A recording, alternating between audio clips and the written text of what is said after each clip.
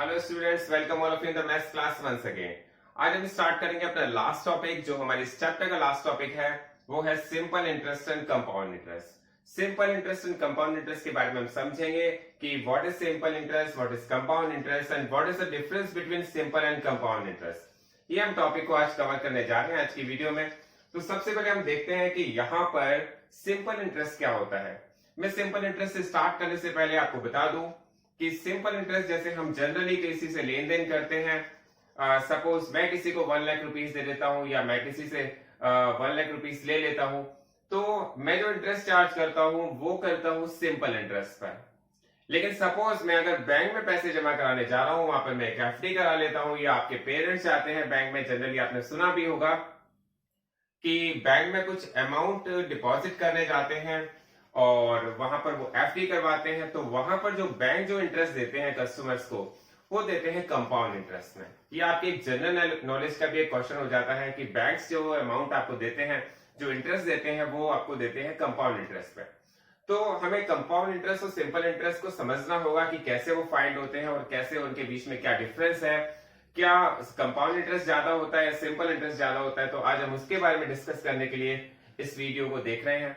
और मैं समझता हूं अगर आप इस वीडियो को बहुत ध्यान से देखेंगे तो ये दोनों टॉपिक डेफिनेटली आपकी पढ़ाई में तो डेफिनेटली यूज होंगे ही, लेकिन आपकी डे टू डे जो लाइफ है उसमें भी बहुत काम आने वाले हैं। क्योंकि ये टॉपिक हमारे लिए समझना इसलिए जरूरी है क्योंकि हम अक्सर अपना लेन देन करते हैं, अपने बैंक में जाते हैं, डिपॉजिट करते हैं मनी, वहां से पैसे भी लेते हैं, लोन भी लेते हैं। तो उन टॉपिक्स को समझना बहुत ज्यादा जरूरी है। तो समझते हैं सबसे पहले सिंपल इंटरेस्ट को। सिंपल इंटरेस्ट हमने लास्ट ईयर भी 7th क्लास में पढ़ा था। सिंपल इंटरेस्ट को हम शॉर्ट में एसआई कहते हैं। एसआई का हमारा एक फॉर्मूला होता है PRT/100। यहां पर P क्या होता है, सबसे पहले हम देखते हैं P क्या होता है। P होता है प्रिंसिपल अमाउंट। प्रिंसिपल अमाउंट क्या होता है, मैं आपको एक एग्जांपल के थ्रू समझाता हूं और समझता हूं कि एग्जांपल के थ्रू मैं आपको समझाऊंगा तो ये बहुत ही क्लियर हो जाएगा। एक पर्सन ए है जो पर्सन बी को 10,000 रुपीज बोरो देता है, 10,000 रुपीज दे देता है। पर्सन बी को कोई रिक्वायरमेंट होती है, वो पर्सन ए के पास जाता है और उससे 10,000 रुपीज ले लेता है। इट मीन्स जो उसने 10,000 रुपीज लिए हैं वो इसका प्रिंसिपल अमाउंट है। आपको समझ में आ गया होगा प्रिंसिपल अमाउंट क्या होता है। जो अमाउंट हम किसी से लेते हैं या किसी को देते हैं, अगर वो अमाउंट वो उसे 10% इंटरेस्ट पर देते हैं, सपोज, क्योंकि कोई भी किसी को अमाउंट देता है तो उसके बदले में कुछ ना कुछ इंटरेस्ट वो चाहता है। सपोज वो अमाउंट 10% पर एनम के रेट पर उसने उसको दिया है, तो जो आर होता है वो होता है rate of interest. Rate of interest जो है 10% है। ये पर एनम होता है, कहीं किसी किसी जगह पर मंथ भी होता है, वो डिफरेंट डिफरेंट हो सकता है। लेकिन मैंने यहाँ पर आपको जो एग्जांपल लिया है वो मैंने पर एनम का लिया है। और टाइम मैं आपको यहाँ पर केवल 1 ईयर के लिए, टाइम तो आपको पता ही होगा, 1 ईयर के लिए दिया है। तो टाइम को हम टी से डिनोट करते हैं और यहाँ पर टाइम हमारे पास है ओनली 1 ईयर। तो अगर उसने पर्सन ए ने पर्सन बी को कुछ अमाउंट दिया है तो उसने कितना इंटरेस्ट लिया होगा, इसको फाइंड अगर हम करेंगे तो ये सिंपल इंटरेस्ट से हम फाइंड कर सकते हैं। और सिंपल इंटरेस्ट का फॉर्मूला भी बहुत ही सिंपल है, P into R into T upon 100। और अगर हम इसको 10,000 P के प्लेस पर हम रख देते हैं 10,000, R के प्लेस पर हम रख देते हैं 10 और T के प्लेस पर रख देते हैं 1 और 100 से डिवाइड कर देते हैं, तो 0 से 0 कट जाता है, 0 से 0 कट जाता है। इसका आंसर आ जाता है 1,000 रुपीज। 1,000 रुपीज ये अमाउंट क्या आया है, ये 1,000 का जो अमाउंट आया है सिंपल इंटरेस्ट है फॉर 1 ईयर। क्योंकि जो पर्सन ए ने पर्सन बी को जो अमाउंट दिया था वो कितना दिया था, 10,000 रुपीज। और क्योंकि 1 ईयर के लिए दिया था तो 1 ईयर बाद उनका जो अमाउंट अगर वो रिटर्न करेंगे तो ये बन जाता है अमाउंट। अमाउंट का मतलब होता है प्रिंसिपल प्लस सिंपल इंटरेस्ट। जो प्रिंसिपल अमाउंट दिया था वो 10,000 रुपीज दिया था। अगर 1 ईयर बाद पर्सन बी पर्सन ए को अमाउंट वापस कर देता है तो वो कितने रुपीज रिटर्न करेगा। देखिए आपको बहुत ही क्लियर हो जाना चाहिए, 10,000 रुपीज तो उसने लिया था और 1,000 रुपीज इंटरेस्ट हो गया, तो टोटल अमाउंट कितना हो जाता है 11,000 रुपीज। ये हमारा 1 ईयर का इंटरेस्ट है। अब मैं देखता हूं सेकेंड ईयर के इंटरेस्ट के लिए उसने क्या किया। अब देखते हैं, वो सपोज पर्सन ए ने पर्सन बी को जो अमाउंट दिया था वो दिया था 10,000 रुपीज 1 ईयर के लिए। सपोज वो पर्सन बी कहता है कि 1 ईयर में तो मैं अमाउंट वापस नहीं कर पाऊंगा, ये अमाउंट आप मुझे 2 ईयर्स के लिए दे दीजिए और मैं आपको 2 ईयर्स बाद आपका पूरा पेमेंट वापस कर दूंगा। ठीक है, तो पर्सन ए भी इसके लिए एग्री हो गया। देखते हैं अगर वो पैसे 2 ईयर्स के बाद रिटर्न करता है। सपोज देखिए, मैंने आपको पहला जो एग्जांपल दिया है, मैंने बताया कि अगर पर्सन बी पर्सन ए को 1 ईयर के बाद अमाउंट रिटर्न कर देता है तो उसे 11,000 रुपीज वापस करने थे। लेकिन सपोज मैं आपको एक एग्जांपल के लिए बता रहा हूं कि अगर वो 1 ईयर में अमाउंट रिटर्न नहीं करता, वो कहता है आप इसे 2 ईयर्स के लिए कर दीजिए, तो उसको क्या करना पड़ता है, सिंपल इंटरेस्ट फाइंड करना पड़ेगा 2 ईयर्स का। तो 2 ईयर्स का करने के लिए वही फॉर्मूला, सेम फॉर्मूला, पी कितना है 10,000, आर कितना है 10%, टाइम कितना है 2/100। और बहुत ही सिंपल तरह से आप सब फाइंड कर सकते हैं। मैं समझता हूं बहुत ही इजी आपको लग रहा होगा ये। अगर 1000 का 2 से मल्टीप्लाई करेंगे तो 2000 रुपीज आ जाएगा। इसका मतलब 1 ईयर का जो इंटरेस्ट था वो 1000 था, 2 ईयर्स का जो इंटरेस्ट है वो 2000 रुपीज है। और अगर वो इस समय अमाउंट वापस करता है तो उसका जो अमाउंट हो जाता है, अमाउंट का मतलब होता है जिसमें प्रिंसिपल अमाउंट भी होता है और सिंपल इंटरेस्ट भी होता है। तो जो अमाउंट अगर रिटर्न करेगा तो वो 10,000 रुपीज जो प्रिंसिपल अमाउंट था और 2,000 रुपीज जो सिंपल इंटरेस्ट था, उन दोनों को अगर मिला देगा तो वो 12,000 रुपीज उसे रिटर्न करना पड़ेगा। सपोज मैं एक एग्जांपल और ले लेता हूं। अगर पर्सन ए पर्सन बी के पास 2 ईयर्स के बाद जाता है, वो कहता है कि आप मुझे 2 ईयर्स हो गए, अब तो रिटर्न कर दीजिए। लेकिन पर्सन बी के पास अभी भी अमाउंट की प्रॉब्लम है, वो नहीं कर पाता, तो वो कहता है आप इसे फाइनली लास्ट ईयर 1 साल के लिए और एक्सटेंड कर दीजिए। आपने जो 10,000 रुपीज दिए थे आप उसको 3 ईयर्स के लिए कर दीजिए, डेफिनेटली मैं 3 ईयर्स के बाद आपको रिटर्न कर दूंगा। तो देखिए 3 ईयर्स के लिए तो फिर प्रिंसिपल अमाउंट कितना था 10,000 रुपीज, रेट ऑफ इंटरेस्ट वही चल रहा था 10% पर एनम का, टाइम अब 3 ईयर्स का हो चुका है। देखिए मैं समझता हूं इसमें कोई कंफ्यूजन नहीं होना चाहिए किसी भी स्टूडेंट्स को, क्योंकि मैंने पहले 1 ईयर का इंटरेस्ट निकाला था 1000 आया था, फिर 2 ईयर्स का इंटरेस्ट निकाला था तो 2000 आया है, फिर 3 ईयर्स का निकालने जा रहा हूं तो कितना आना चाहिए। आप सब मेरे को लगता है कि डायरेक्टली बता सकते हैं, और 3 ईयर्स का डेफिनेटली 3,000 रुपीज आना चाहिए। लेकिन फाइंड कर लेते हैं, ऐसा is equal to 10,000 rupees 10 into 3/100। और अगर हमने 10,000 इसको निकाला है तो हमारे पास कितना आ जाएगा, डेफिनेटली 3,000 रुपीज आ जाएगा। और अगर अब वो अमाउंट वापस करना चाहता है तो देखिए वो कितना रुपीज वापस करेगा, रुपीज 10,000 जो उसने बोरो किए थे और 3,000 रुपीज का वो इंटरेस्ट अमाउंट और रिटर्न करेगा, तो टोटल अमाउंट हो जाएगा 13,000 रुपीज। मैं समझता हूं ये आपको समझ में आ रहा होगा और बहुत ही क्लियर हो रहा होगा। ये सिंपल इंटरेस्ट फाइंड करने का फॉर्मूला है। सिंपल इंटरेस्ट फाइंड करने का बहुत ही सिंपल फॉर्मूला है PRT/100। अगर उसने 1 ईयर के लिए लिया था तो इंटरेस्ट 1000 था, और वो अगर 1 ईयर बाद ही रिटर्न कर देता तो वो टोटल अमाउंट 11,000 रुपीज रिटर्न कर देता। लेकिन अगर वो पेमेंट 2 ईयर्स के बाद रिटर्न करना चाहता है तो सिंपल इंटरेस्ट 2,000 रुपीज हो जाता है और जो टोटल अमाउंट 12,000 रुपीज हो जाता है। सिमिलरली अगर वो 3 ईयर्स के बाद रिटर्न करना चाहता है तो सिंपल इंटरेस्ट 3,000 हो जाता है और टोटल अमाउंट 13,000 रुपीज हो जाता है। तो ये हमने समझा है सिंपल इंटरेस्ट। अब हम समझेंगे कंपाउंड इंटरेस्ट। अब मैं स्टार्ट कर रहा हूं कंपाउंड इंटरेस्ट। कंपाउंड इंटरेस्ट के बारे में हम 8th क्लास में ही समझ रहे हैं, और मैंने बताया कंपाउंड इंटरेस्ट को हम जनरली कहां पर चार्ज होता है। जनरली ये चार्ज होता है जैसे हम कोई लोन लेते हैं बैंक से तो वो कंपाउंड इंटरेस्ट लगता है। अगर सपोज हम बैंक में FD कराने जा रहे हैं तो वहां कंपाउंड इंटरेस्ट हमें मिलता है बैंक से। मैं यहां पर वही सेम क्वेश्चन ले रहा हूं, सेम क्वेश्चन जब बैंक ने कस्टमर, यहाँ पर एक बैंक है और यहाँ पर एक कस्टमर है। एक कस्टमर ने बैंक से 10,000 रुपीज का अमाउंट बोरो किया है, तो ये अमाउंट में जो है ये भी अमाउंट बैंक ने 10% रेट ऑफ इंटरेस्ट पर दिया है, और टाइम उसने भी 1 ईयर के लिए लिया है। तो ये 10,000 रुपीज जो है वो प्रिंसिपल अमाउंट है, आपको समझ में आ गया होगा। देखिए मैं आपको फिर से रिमाइंड करा दूं, ये कस्टमर है, ये बैंक है। कस्टमर ने बैंक से 10,000 रुपीज बोरो किया है, rate of interest 10% per annum है, और यहां पर टाइम 1 ईयर के लिए लिया है।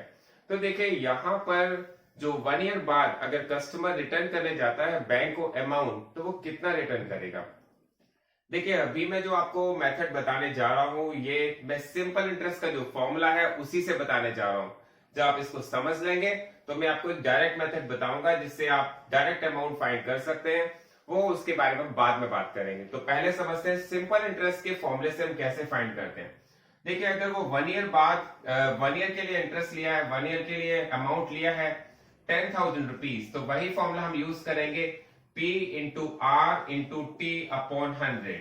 और P into R into T upon 100 से अगर हम फाइंड करेंगे तो 1 ईयर का जो इंटरेस्ट होगा वो होगा 1,000 रुपीज। आप ये समझ गए होंगे। ये मैं कंपाउंड इंटरेस्ट फाइंड करने जा रहा हूं, लेकिन आपको बहुत ध्यान से इस वीडियो को देखना है। मैंने बताया 10,000 रुपीज लिया है, 10% का रेट है, 1 ईयर के लिए लिया है, तो अमाउंट आ गया, जो सिंपल इंटरेस्ट अमाउंट आ गया है वो है 1,000 रुपीज। तो आफ्टर 1 ईयर कस्टमर को कितना पे करना पड़ेगा, 10,000 rupees plus rupees 1,000। It means total amount पे करना पड़ेगा 11,000 रुपीज। अब आपको ये बात क्लियर हो जानी चाहिए, 10,000 क्या है, ये प्रिंसिपल अमाउंट है, ये 1,000 क्या है, ये सिंपल इंटरेस्ट है, ये अमाउंट है। ये अमाउंट किसको कहते हैं, अमाउंट उसको कहते हैं जो हम बैंक को रिटर्न करते हैं। मैंने आपको बताया 10,000 रुपीज हमने लिए थे, उस पर इंटरेस्ट चार्ज हो गया 1,000, लेकिन जो हमने टोटल मिलाएंगे 10,000 प्लस 1,000 टोटल हो गया 11,000, इसको हम कहते हैं अमाउंट। देखिए अब क्या हुआ, सपोज कस्टमर ने 1 ईयर बाद रिटर्न नहीं कर पाया। अब इसे थोड़ा उन्होंने कहा कि बैंक से कि आप इसे 1 साल के लिए और एक्सटेंड कर दीजिए, आफ्टर 2 इयर्स मैं इसको कंप्लीट कर दूंगा। तो बैंक ने कहा कोई दिक्कत नहीं है, आप इसको अमाउंट को 2 इयर्स बाद रिटर्न कर दीजिएगा। तो यहां पर जो प्रिंसिपल अमाउंट है सेकेंड ईयर के लिए, क्योंकि फर्स्ट ईयर के लिए प्रिंसिपल अमाउंट क्या था 1,000 रुपीज, जो सेकेंड ईयर के लिए प्रिंसिपल अमाउंट हो जाता है बैंक उसे 11,000 रुपीज कर देता है। देखिए डिफरेंस समझिए सिंपल इंटरेस्ट फाइंड करने के मेथड में और कंपाउंड इंटरेस्ट फाइंड करने के मेथड में, कि यहां सिंपल इंटरेस्ट हम फाइंड कर रहे थे जब फर्स्ट ईयर का जो प्रिंसिपल अमाउंट था वो भी 10,000 था, और जो सेकेंड ईयर का प्रिंसिपल अमाउंट था वो भी 10,000 था। लेकिन यहां पर जबकि हम कंपाउंड इंटरेस्ट फाइंड करने जा रहे हैं सिंपल इंटरेस्ट वाले फॉर्मूले से, तो यहां पर जो सेकेंड ईयर का जो अमाउंट हो गया, जो सेकेंड ईयर का प्रिंसिपल अमाउंट हो गया, वो हो गया 11,000 रुपीज। रेट ऑफ इंटरेस्ट कितना था, वही सेम 10% पर एनम का।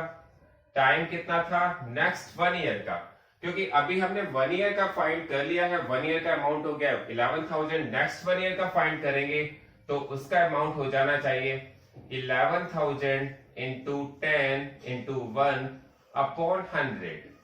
वही सेम फॉर्मूला हमने लगाया है simple interest for second year. यहां पे हम लिखेंगे simple interest for second year. Second year का सिंपल इंटरेस्ट कितना हो जाएगा, 0 से 0, 0 से 0। सेकेंड ईयर का जो सिंपल इंटरेस्ट हो जाएगा वो हो जाएगा 1,100 रुपीज।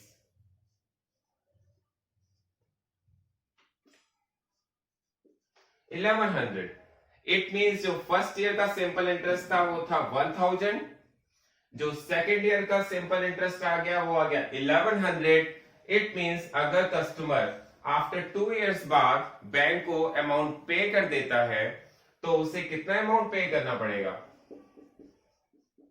तो उसे पे करना पड़ेगा 11,000 रुपीज। तो स्टार्टिंग में थे, जब ईयर स्टार्ट हुआ था सेकेंड ईयर तो 11,000 रुपीज थे, और 1,100 रुपीज का इंटरेस्ट लग गया 1 ईयर के लिए, तो टोटल अमाउंट कितना हो गया, टोटल अमाउंट हो गया है 12,100 रुपीज। क्लियर हो जाना चाहिए। इसके बाद सपोज कस्टमर गया, कस्टमर ने कहा मेरे पास 2 इयर्स बाद भी अमाउंट पे करने के लिए नहीं है, आप बैंक को कहा कि आप इसे 1 साल के लिए और एक्सटेंड कर दीजिए, तो बैंक ने कहा कोई दिक्कत नहीं है, आप नेक्स्ट ईयर अमाउंट पे कर दीजिएगा, लेकिन जो थर्ड ईयर का जो प्रिंसिपल काउंट होगा वो होगा 12,100 रुपीज। जो रेट ऑफ इंटरेस्ट लगेगा वो लगेगा 10% पर एनम का, और जो टाइम लगेगा वो 1 ईयर का। देखिए यहां पर हमें एक बात बहुत क्लियर हो जानी चाहिए, जब हम सिंपल इंटरेस्ट फाइंड कर रहे थे 1 ईयर के लिए, 2 इयर्स के लिए, 3 इयर्स के लिए, तब हमारा जो इंटरेस्ट आ रहा था वो सेम आ रहा था। पहले साल का भी 1000 था, अगर हमने 2 इयर्स के लिए फाइंड किया था तो 2000 था, और 3 इयर्स के लिए फाइंड किया तो 3000 था। लेकिन यहां पर फर्स्ट ईयर के लिए तो 1000 ही था, लेकिन जब हमने सेकेंड ईयर के लिए फाइंड किया तो 1100 हो गया, क्योंकि जो कंपाउंड इंटरेस्ट में अगर हम चार्ज करते हैं तो वहां पर हम इंटरेस्ट पर भी इंटरेस्ट चार्ज करते हैं। तो आपको ये बात समझ में आनी चाहिए और डिफरेंस भी समझ में आनी चाहिए कि कंपाउंड इंटरेस्ट के केस में हर साल प्रिंसिपल अमाउंट चेंज हो जाता है। कैसे हो जाता है? जब हम सिंपल इंटरेस्ट फाइंड कर रहे थे, फर्स्ट ईयर का इंटरेस्ट भी एक साल के लिए भी इंटरेस्ट सेम था 10,000 रुपीज, 2 इयर्स के लिए फाइंड किया था तो उसके लिए भी इंटरेस्ट सेम था 10,000 रुपीज, और 3 इयर्स के लिए फाइंड किया था तो उसके लिए भी इंटरेस्ट सेम था 10,000 रुपीज। लेकिन जब हम कंपाउंड इंटरेस्ट फाइंड करने के लिए अमाउंट फाइंड कर रहे हैं तो फर्स्ट ईयर का जो प्रिंसिपल अमाउंट है वो है 10,000, सेकेंड ईयर का चेंज हो गया 11,000 हो गया, और थर्ड ईयर के लिए अगर कस्टमर कहता है कि मुझे ये अमाउंट आफ्टर 3 इयर्स बाद क्लियर करना है, तो थर्ड ईयर के लिए जो प्रिंसिपल अमाउंट है वो 12,100 रुपीज हो जाएगा, और rate of interest 10%, time 1 year. तो यहां पर जो अमाउंट आएगा 1 ईयर का वो 12,100 into P into R into T upon 100, और हम इसको कट करेंगे तो हमारे पास आ जाएगा ₹1210।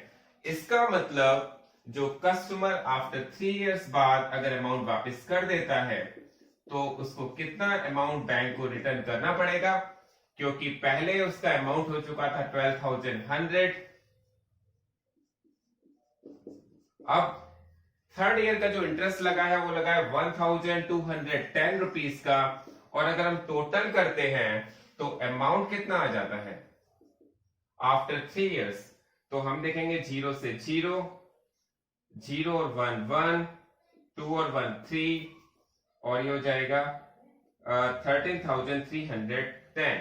तो ये हमारा अमाउंट हो जाएगा। एक बार फिर चेक कर लेते हैं, 12,100 रुपीज में 1210 ऐड करेंगे तो ये हो जाएगा 0 1 2 और 1 3, 2 और 1 3, 13,310। इसका मतलब डिफरेंस क्या हुआ? डिफरेंस यह हुआ कि जब हम सिंपल इंटरेस्ट में फाइंड कर रहे थे, फर्स्ट ईयर का प्रिंसिपल अमाउंट भी 10,000, सेकंड का भी 10,000, थर्ड का भी 10,000, बट जब हम कंपाउंड इंटरेस्ट में इंटरेस्ट चार्ज करते हैं तो पहले साल का जो प्रिंसिपल अमाउंट होता है वो डिफरेंट होता है, सेकेंड ईयर का जो प्रिंसिपल अमाउंट होता है वो डिफरेंट होता है, और थर्ड ईयर का जो प्रिंसिपल अमाउंट है वो डिफरेंट होता है। तो बहुत ही ध्यान से अगर आप देखेंगे तो फर्स्ट ईयर का इंटरेस्ट था, अगर हम इस केस में लेते हैं तो फर्स्ट ईयर का इंटरेस्ट अमाउंट, फर्स्ट ईयर का जो प्रिंसिपल अमाउंट था वो 10,000 था, सेकेंड ईयर का जो प्रिंसिपल अमाउंट था वो 11,000 था, और थर्ड ईयर का जो प्रिंसिपल अमाउंट था वो 12,100 था। ये डिफरेंस कहां से आया? ये अमाउंट क्यों चेंज हो गया? क्योंकि जो बैंक्स होते हैं, जो कंपाउंड इंटरेस्ट में हम इंटरेस्ट चार्ज करते हैं, उसमें इंटरेस्ट पर भी इंटरेस्ट अमाउंट, इंटरेस्ट पर भी इंटरेस्ट लग जाता है। तो बहुत ही क्लियर हो गया होगा आपको मेरे हिसाब से। यहाँ पर मैंने आपको जो ये फॉर्मूला बताया है ये डायरेक्ट फॉर्मूला नहीं है, ये मैंने केवल समझाने के लिए बताया था कि ये कंपाउंड इंटरेस्ट किस तरह से चार्ज होता है और सिंपल इंटरेस्ट किस तरह से चार्ज होता है। सिंपल इंटरेस्ट चाहे आप 1 ईयर के लिए लीजिए, 2 इयर्स के लिए, 3 इयर्स के लिए, हमेशा जो प्रिंसिपल अमाउंट सेम रहता है, लेकिन कंपाउंड इंटरेस्ट में चेंज हो जाता है। अब मैं आपको इसका डायरेक्ट फॉर्मूला बता रहा हूं, क्योंकि अभी तक हमने देखा था, हमने सिंपल इंटरेस्ट के फॉर्मूले से कंपाउंड इंटरेस्ट फाइंड किया था। अब मैं आपको बता रहा हूं कि हम किस तरह से सिंपल इंटरेस्ट कंपाउंड इंटरेस्ट को हम डायरेक्टली फाइंड कर सकते हैं। कंपाउंड इंटरेस्ट को डायरेक्टली फाइंड करने के लिए हमारे पास एक फॉर्मूला है, a is equal to p into 1 plus r upon 100 to the power n। ये हमारे पास एक फॉर्मूला है जिससे हम किसी भी अमाउंट को डायरेक्टली फाइंड कर सकते हैं, चाहे हम कितने ईयर्स के लिए भी फाइंड कर रहे हैं, 1 ईयर के लिए, 2 ईयर्स के लिए, 3 ईयर्स के लिए। अगर हमें सिंपल इंटरेस्ट का फॉर्मूला यूज कर रहे हैं तो उसमें हमें बहुत सारे स्टेप्स फॉलो करने पड़ते हैं जो मैंने अभी किए थे, लेकिन यहाँ पर हम इस फॉर्मूले के हेल्प से डायरेक्टली फाइंड कर सकते हैं। यहाँ पे देखते हैं पी क्या है। पी प्रिंसिपल अमाउंट है। प्रिंसिपल अमाउंट वही होता है जो हम किसी से बोरो करते हैं, जैसे बैंक से मैंने कोई अमाउंट लिया है तो वो अमाउंट प्रिंसिपल होता है। जो आर दिया हुआ है वो रेट ऑफ इंटरेस्ट है, जो rate of interest bank charge करती है। Suppose 10% rate of interest bank charge कर रही है। देखिए बैंक जो अमाउंट चार्ज करती है वो बहुत तरह से करती है, मैं उसके बारे में भी अभी आपको डिस्कस कर रहा हूं। जो एन होता है वो यहाँ पर टाइम पीरियड होता है, मैंने जितने समय के लिए लिया है, क्योंकि जो हम जनरली वहां पर टी को यूज कर रहे थे, टी को टाइम के लिए यूज कर रहे थे सिंपल इंटरेस्ट में, यहाँ पर हम एन को टाइम के लिए यूज करते हैं। बहुत ही क्लियर हो जाना चाहिए। और ये जो फॉर्मूला है ये अमाउंट फाइंड करने का फॉर्मूला है। यहाँ पर अमाउंट फाइंड होके आता है। अमाउंट क्या होता है, सपोज मैंने बैंक से 1 लाख रुपीज अमाउंट लिया है, 1 लाख रुपीज प्रिंसिपल अमाउंट लिया है और बैंक ने मुझे 5,000 रुपीज इंटरेस्ट लगा दिया है। तो जो बैंक को मैं रिटर्न कर रहा हूं जो अमाउंट, सपोज 1,05,000, क्योंकि 1 लाख मैंने लिया था, 5,000 इंटरेस्ट लग गया, मैंने 1 लाख अगर 5,000 बैंक को रिटर्न किया है तो वो अमाउंट होता है, टोटल अमाउंट होता है, जिसको हम ए से रिप्रेजेंट करते हैं। तो यहां पर आपको समझ में आ गया होगा, A it means amount, P it means principal, R it means rate of interest and N it means time period. तो ये आपको बहुत ही क्लियर हो जाना चाहिए। एक और मैं आपको इसमें क्लियर करूंगा, क्योंकि जो हमारा कंपाउंड इंटरेस्ट है वो कभी कभी हम हाफ ईयरली भी चार्ज करते हैं, कहीं पर हम क्वार्टरली भी चार्ज करते हैं। मैं आपको आपकी जनरल नॉलेज के लिए बता दूं कि जो बैंक चार्ज करते हैं वो quarterly rate of interest charge करते हैं। इट मींस क्वार्टरली का मतलब हर 3 मंथ्स बाद वो इंटरेस्ट को जो प्रिंसिपल अमाउंट है उसको चेंज कर देते हैं। ये आपको क्वेश्चन से बहुत ही अच्छी तरह से क्लियर हो जाएगा, लेकिन आपको यहाँ पर 2 नोट बहुत ही क्लियरली लिखने हैं। यहाँ पर मैं आपको लिखवा रहा हूं, when interest calculated half yearly. जब हाफ ईयरली जो इंटरेस्ट चार्ज होता है, हाफ ईयरली जो कंपाउंड इंटरेस्ट कैलकुलेट होता है, तो उस केस में हम क्या करते हैं, जो टाइम होता है हम उसको डबल कर देते हैं। मैं आपको बहुत क्लियरली बता रहा हूं कि जब हाफ ईयरली हम इंटरेस्ट को कैलकुलेट करते हैं, कंपाउंड इंटरेस्ट को कैलकुलेट करते हैं, तो टाइम को हम डबल कर देते हैं और जो रेट ऑफ इंटरेस्ट होता है उसको हम हाफ कर देते हैं। बहुत ही सिंपल है, और जब मैं क्वेश्चन कराऊंगा तो बहुत ही क्लियर और भी हो जाएगा। यहाँ पर जब हम कैलकुलेट करते हैं quarterly interest, compound interest calculate करते हैं क्वार्टरली, तो टाइम को हम 4 से मल्टीप्लाई कर देते हैं। टाइम 4 टाइम्स हो जाता है और जो रेट ऑफ इंटरेस्ट हो जाता है उसको हम 1/4 कर देते हैं। तो ये आपको बहुत ही अच्छी तरह से अपने नोट्स में बना करके लिखना है, और मैंने जितना भी वर्क आपको कराया वो सभी आपको अपनी कॉपी पर नोट डाउन करना है, जिससे कभी भी आपको कोई कंफ्यूजन हो तो आप उसमें चेक कर सकते हो। और मैं समझता हूं आज आपको ये समझ में आ गया होगा कि what is the difference between the compound interest and simple interest. अब इसके बाद देखते हैं हम नेक्स्ट वीडियो में अपनी एक्सरसाइज, जो बहुत ही इजी आपको लगने वाली है। थोड़ी सी कैलकुलेशंस आपको अपनी फास्ट रखनी पड़ेगी, बहुत ही अच्छी तरह से आप उसे करें।